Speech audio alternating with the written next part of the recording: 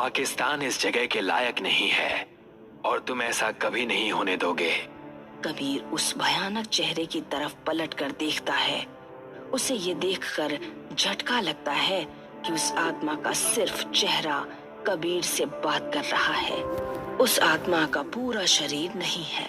कबीर जब तक किसी से कुछ कहता तभी कमांडो का ऑर्डर आता है। जवान, इंडियन इंटेलिजेंस की तरफ से हमें इसी लोकेशन का ऑर्डर मिला है।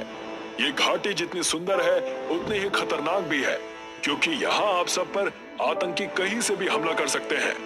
ये जान पाना बहुत मुश्किल होगा और वो कितने हैं ये भी। इसीलिए मुझे आप सभी को अलग अलग टीम्स में डिवाइड करना होगा। Yes sir. वही कबीर के चेहरे पर भी चमक आ जाती है, लेकिन साथ ही साथ उसका ध्यान उस आत्मा पर भी जाता है जो उसके पीछे पड़ गई है, जिसे वो जानता ही नहीं है। तभी कमांडो टीम को डिवाइड करना शुरू करते हैं। 5-5 जवानों की 10 टुकड़ियां तैयार करके घाटी के अलग अलग हिस्सों में भेज दी जाती है। कबीर जिस टुकड़ी का हिस्सा है वो वहां उन जवानों से बात करता है। तुम लोगों की ये पहली लड़ाई है? नहीं, मैंने इससे पहले 2 लड़ाइयां और की हैं। मेरा तो ये 5वीं बार है। मैं तो 5वीं बार लड़ाई पर जा रहा हूँ। मैं भी इससे पहले 2 लड़ाइयों का हिस्सा रह चुका हूँ। सभी आखिरी बच्चे जवान के जवाब का इंतजार करते हैं, मगर वो जवान इन सब बातों में कोई इंटरेस्ट नहीं लग रहा है। तभी कबीर उससे पूछता है, तुमने नहीं बताया तुमने इससे पहले कितनी लड़ाइयां लड़ी हैं? हमें यहाँ जिस पर्पस के लिए भेजा गया है, हमारा फोकस बस उस पर रहना चाहिए। वो जवान इतना कहकर टेंट के अंदर चला जाता है।